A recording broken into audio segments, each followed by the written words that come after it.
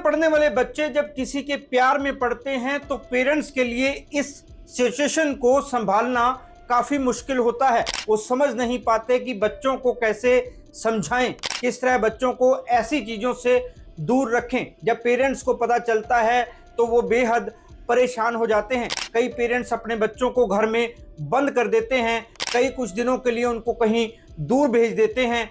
कुछ पेरेंट्स तो बच्चों को मारने पीटने लगते हैं, लेकिन इनमें से कोई भी प्रॉब्लम का सल्यूशन नहीं है। इससे बच्चे पेरेंट्स के खिलाफ हो जाते हैं और जिस दोस्त के प्रति उनका अट्रैक्शन होता है, जिसको वो प्यार समझते हैं, वो और भी ज़्यादा बढ़ जाता है। इसका कारण ये है कि जब किसी चीज़ का विरोध होता है तो वो चीज़ पहले से ज़्यादा अट्रैक्टिव लगने लगती है। असल बात तो ये है कि पेरेंट्स को पता ही नहीं होता कि वो कैसे रिएक्ट करें। टीनेजर बच्चों को प्यार में पड़ते देखकर पेरेंट्स सही गलत के चक्कर में पड़ जाते हैं। उनको बच्चों के फ्यूचर की चिंता होने लगती है। इसलिए मैं आपको कुछ ऐसे टिप्स और ट्रिक्स बताने वाला हूं जो आपके बहुत काम आएंगे। नमस्कार दोस्तों, मैं हूं राहुल राय गुप्ता और आप मुझे डिटेक्टिव गुरु के नाम से भी जानते हो। और हम करते हैं देश विदेश में पर्सनल और कॉर्पोरेट इन्वेस्टिगेशन।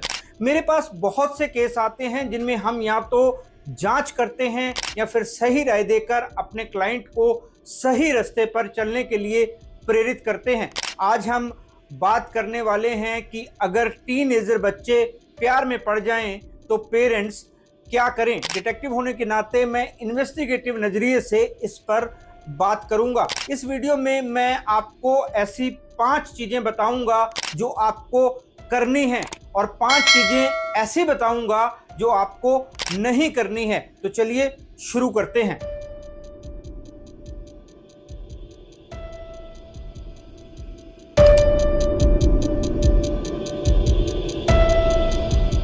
जब आप अपने टीनेजर बच्चे को किसी को किस करते हुए या किसी और स्थिति में देख लें तो पहली चीज जो आपको करनी है वो ये है कि खुद को शांत रखना है। इस उम्र में बच्चों की बॉडी में कई चेंज आते हैं, उनके अंदर हार्मोनल चेंज आते हैं। अपोजिट सेक्स के प्रति अट्रैक्शन होना आम बात है, ये कोई बड़ा इशू नहीं है। उनके अंदर बहुत सारी उत्तेजनाएं जन्म लेती हैं और वो एक उबाल की तरह होती हैं जो टाइम आने पर अपने आप शांत हो जाती हैं। अगर आप उनको समझेंगे तो वो थोड़ा हल्का महसूस करेंगे। कई बार बच्चे खुद ही नहीं समझ पाते कि उनके साथ क्या हो रहा है। स्कूल में, कोचिंग सेंटर में अपने दोस्तों से बात करते हैं, दोस्त भी उनकी उम्र के होते हैं। बच्चे उनसे आधी अधूरी या गलत इंफॉर्मेशन लेते हैं जो आगे चलकर उनको काफ़ी नुकसान पहुंचा सकती है।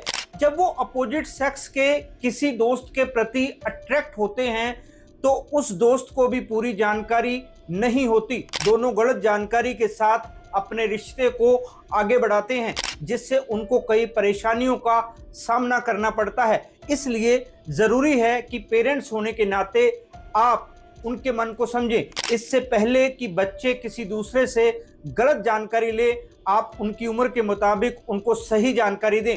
उनको बताएं कि ये सब नॉर्मल है, इसमें कुछ गलत नहीं है। साथ ही उनको ये भी बताएं कि उनको क्या नहीं करना चाहिए। मॉरल ज्ञान देने की बजाय साइंटिफिक तरीके से समझाएंगे तो उनको ज़्यादा अच्छे से समझ आएगा। बॉलीवुड के मशहूर अभिनेता अक्षय कुमार और पंकज त्रिपाठी की फिल्म OMG 2 इसका जीता जागता उदाहरण है। ये फिल्म आप अपने बच्चों को भी रेकमेंड कर सकते हैं।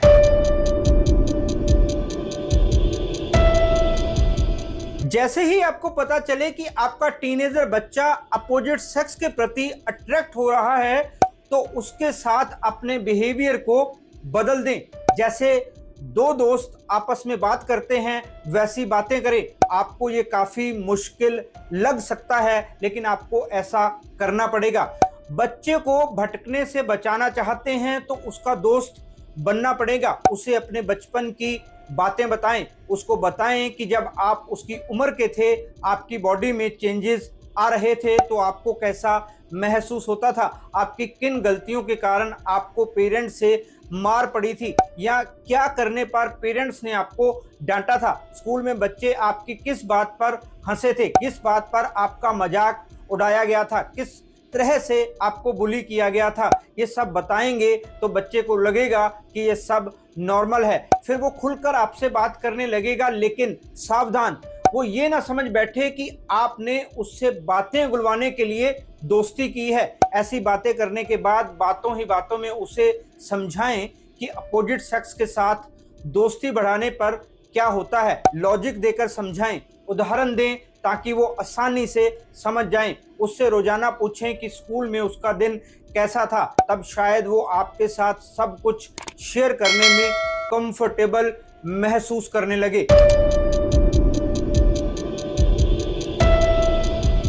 टीनेजर बच्चों को ये तो पता होता है कि उनको कितने नंबर लाने हैं, कितनी परसेंटेज आएगी तो पेरेंट्स खुश होंगे, या उनको किसी पर्टिकुलर कोर्स में एडमिशन मिलेगा, लेकिन उनको इसकी गहरी समझ नहीं होती कि कैरियर बनाना क्यों है, आखिर पढ़ना इतना ज़रूरी क्यों है, अच्छे मार्क्स आना क्यों ज़रूरी है। पेरेंट्स होने के नाते उनके इन सवालों के जवाब आप दे सकते हैं, लेकिन आपके जवाब ऐसे होने चाहिए जिनको सुनकर उन्हें मजा आए। मतलब अगर आप उन्हें ज्ञान देने लगेंगे तो वो आपसे दूर होने लगेंगे, क्योंकि इस उम्र में बच्चों को किसी के ज्ञान की जरूरत नहीं होती। उनसे पूछें कि वो क्या बनना चाहते हैं, क्या करना चाहते हैं, किसके जैसा बनना चाहते हैं, उनका रोल मॉडल कौन है, उसके जैसा बनने के लिए उनको क्या करना पड़ेगा, उनके पास कितने रिसोर्सेज हैं जो वो बनना चाहते हैं, वो बनने के लिए उनको आपसे कैसी हेल्प चाहिए। उनको कहें कि वो एक लिस्ट तैयार करें कि वो अगले 5 साल में खुद को कहाँ देखते हैं, यहाँ पहुँचना चाहते हैं, उसके लिए क्या चाहिए। अगर वो आपकी हेल्प मांगे तो ही हाथ बटाएं, वरना उनको लिस्ट और प्लान तैयार करने दे। जब वो खुद लिखेंगे तब समझ पाएंगे कि उनके लिए क्या सही है, उनको क्या करना चाहिए।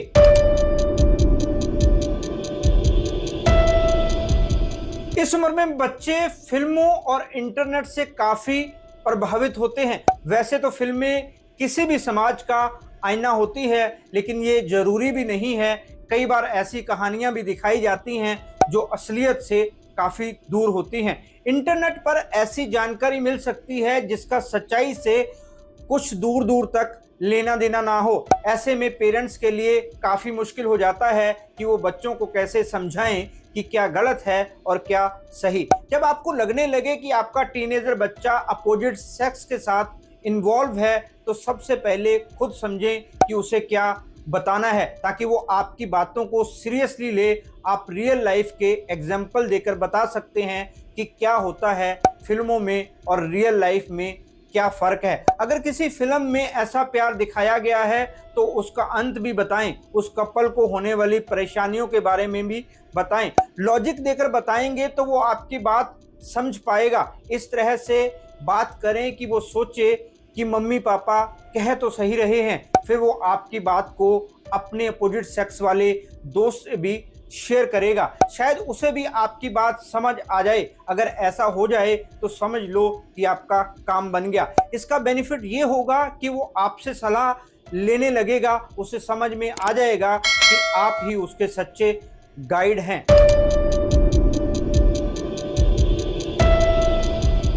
हर टीनेज बच्चे को पता होना चाहिए कि पॉक्सो एक्ट क्या है, ये कब लागू होता है, इसमें क्या और कितनी सजा मिलती है, इससे बचने के लिए क्या करना चाहिए। यस, आपको अपने टीनेजर बच्चों को ये सब बताना होगा, वरना वो कभी भी किसी मुश्किल में पढ़ सकते हैं। आजकल स्कूलों में बैड टच गुड टच के बारे में तो सिखाया जाता है, लेकिन पॉक्सो के बारे में कोई नहीं बताता। पॉक्सो का मतलब है protection of children from sexual offences act. Teenager बच्चों को ये पता होना बहुत जरूरी है। शायद आपके मन में सवाल होगा कि इतनी सेंसिटिव बात बच्चों को कैसे बताएं। मैं आपकी हेल्प करता हूं। सबसे पहले तो उसे ये बताएं कि पॉक्सो एक्ट है क्या, फिर उससे साफ साफ शब्दों में बात करें। घुमा फिरा कर बात करेंगे तो वो पूरी बात समझ नहीं पाएगा और आपके एफर्ट से कोई बेनिफिट नहीं होगा। सीधे सीधे उसको बताएं कि पॉक्सो एक्ट के अंदर 18 साल से कम उम्र के बच्चे से उसकी मर्जी के साथ भी फिजिकल रिलेशन बनाना जुर्म है। अब बच्चे के मन में सवाल हो सकता है कि उसकी तो खुद की उम्र 18 साल नहीं है, फिर उस पर यह एक्ट कैसे लागू होगा।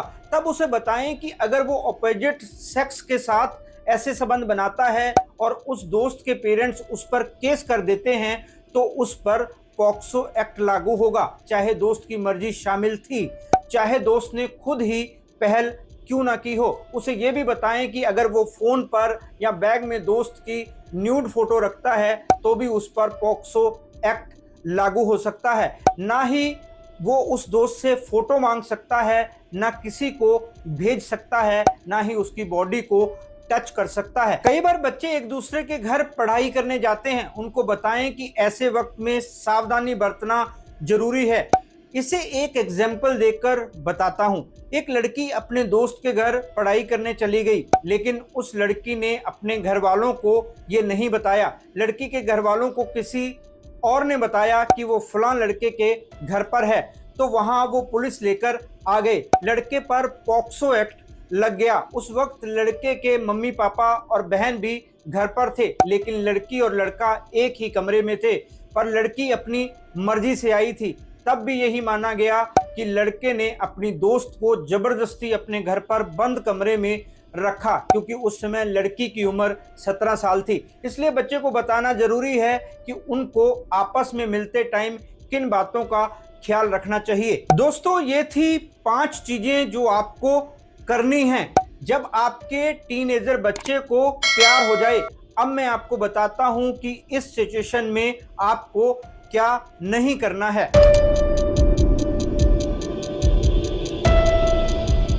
पहली चीज, आपको बच्चों को मॉरल ज्ञान नहीं देना है। जैसा कि मैंने शुरू में भी कहा, जब आप ऐसा करेंगे तो बच्चे आपको अपना दुश्मन मान लेंगे। उनको लगेगा कि आप नैतिकता का बहाना बनाकर उन पर चीजें थोप रहे हैं। उनको ऐसा बिल्कुल ना कहें कि ऐसा करना पाप है, ये सब करना इस उम्र में शोभा नहीं देता, या फिर अभी तो तुझे पढ़ना है, कैरियर बनाना है, सारी उम्र पड़ी है ये सब करने की। या फिर हम दिन रात करके मेहनत कर रहे हैं कि तू पढ़ लिख कर कुछ बन जाए, लेकिन पढ़ाई के नाम पे ये सब कर रहे हो, शर्म नहीं आती। ऐसी बातें कहेंगे तो बच्चे समझने की बजाय आपसे दूर हो जाएंगे। उस समय बच्चे ये सब सुनने की स्थिति में नहीं होते, उनको ये सब समझ ही नहीं आता। इसलिए ऐसा बिल्कुल ना करें।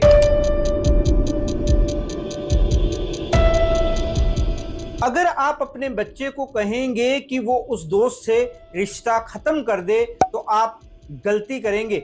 इससे वो बागी हो जाएगा, आपकी कोई बात नहीं मानेगा, बाहर सहारा ढूंढने लगेगा। बाहर का कोई व्यक्ति उसकी इस हालत का फायदा उठा सकता है। इसके बजाय उसके दोस्त को भी वही सम्मान और प्यार दें। उसके घर वालों से मिले, उनको भी कहें कि वो अपने बच्चे को रिश्ता खत्म करने के लिए ना कहें। दोनों परिवार मिलकर इसका सल्यूशन ढूंढेंगे तो ही बात बनेगी, वरना बच्चे कोई गलत कदम उठा सकते हैं। बाद में पछताने से अच्छा है पहले ही मिल बैठकर बात कर लें।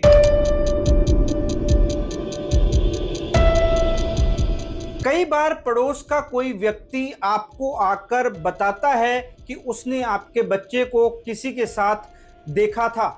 आपको उसके बारे में पहले से पता है तो उससे कहें कि आप जानते हैं। वो आपको कह सकता है कि कैसे माँ बाप हो, सब पता होते हुए भी बच्चे को खुली छूट दे रखी है। कुछ पेरेंट्स ये सब सुनकर एकदम गुस्से में आ जाते हैं। उनको बदनामी का डर होता है, इसलिए वो अपने बच्चे को डांटने लगते हैं, उसे मारने लगते हैं, उसको इमोशनल ब्लैकमेल करने लगते हैं। अगर आप ऐसा करेंगे तो बच्चा गलत रास्ते पर जा सकता है। इसलिए अपने बच्चे को समझें, उसके साथ मिलकर चलें। हो सकता है कि वो खुद ही उस रिश्ते को छोड़ दे। शायद उसे समझ आ जाए कि उसकी उम्र पढ़ाई करने और कैरियर बनाने की है, प्यार में पढ़ने की नहीं। हो सकता है कि आसपास के लोग आपके बच्चे का मजाक बनाएं, उसे छेड़ें, लेकिन आपको उनको बढ़ावा नहीं देना है। उल्टा बच्चे की साइड लेते हुए उनको खरी खोटी सुनानी है। इससे बच्चे को लगेगा कि कुछ भी हो जाए आप उसके साथ हैं। जब आप उसकी नज़रों में एक मजबूत सपोर्ट सिस्टम होंगे तो वो भी आपकी बातों को समझने की कोशिश करेगा।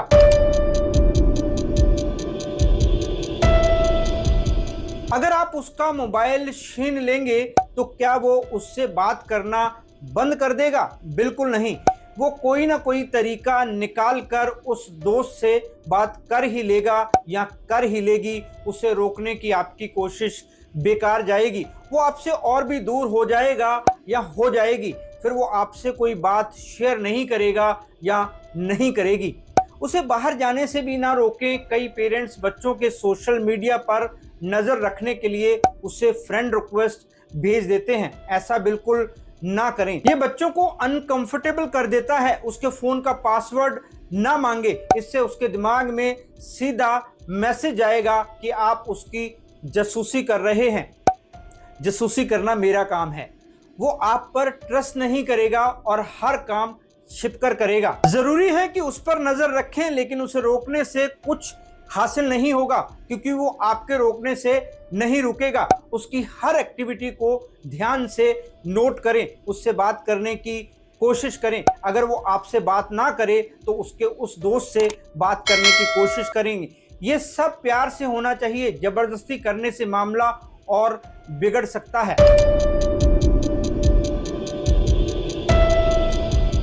अक्सर पेरेंट्स को जब पता चलता है कि उनका टीनेजर बच्चा किसी के प्यार में है तो वो उसको बातें सुनाने लगते हैं, बात बात पर उसे ताने देते हैं, अपनी किस्मत को कोसते हैं कि ऐसा बच्चा पैदा किया। कई लोग तो ये तक कह देते हैं कि इससे अच्छा तो बेऔलाद ही रह जाते, ये दिन ना देखना पड़ता। और भी कई तरह की बातें बच्चों से कही जाती हैं। बच्चा कहीं खेलने जाने लगता है तो उसे ये बिल्कुल ना कहें कि उससे मिलने जा रहे हो क्या, उससे मिले बिना तो तुम्हें खाना हजम नहीं होता। ऐसे ताने उनको तीर की तरह चुभते हैं। वो इसको अपने दोस्त की इंसल्ट समझते हैं। उनको लगता है कि पेरेंट्स उनके दुश्मन हैं।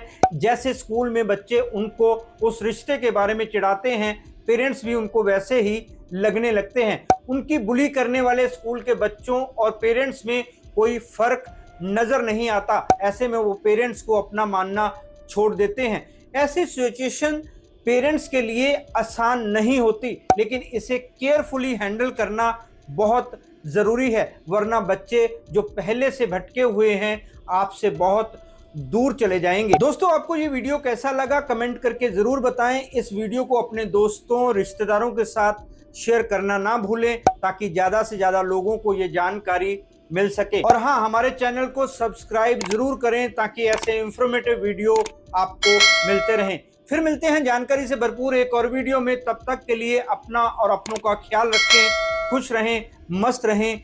जय हिंद। डिटेक्टिव गुरु